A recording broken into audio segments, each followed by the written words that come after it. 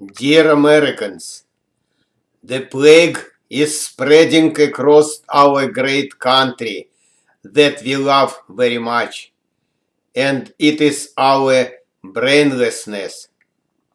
Many of us worry the government's fight against terror will go too far in violating Americans' freedoms and civil liberties.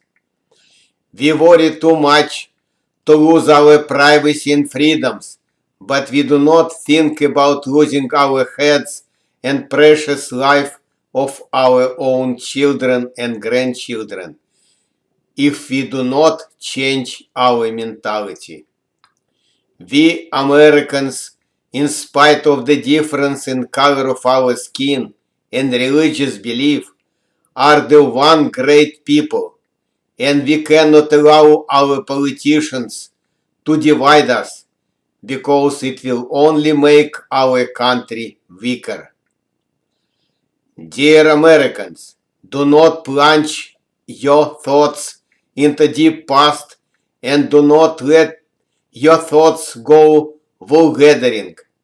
Please, peer your eyes into surrounding your life and imagine for 1 minute what is waiting for you in the nearest future if you do not concentrate your brains on the events taking place in the world now and react accordingly. Dear Americans, be aware of our professional politicians who lost their brains or probably did not have them in the first place. Their heads accumulated way too much fat and became capable to carry only some hairs, but their brains became absolutely dead. Our politicians declare that ISIS fighters do not threaten our national existence, and the United States is not vulnerable to be attacked by them. It is not true. Our politicians do not understand mentality of our malicious enemies. They appeal to American voters to cast fear aside in election year and elect them to the office first, and they will take care of what will happen with our country later. That is absolutely wrong approach.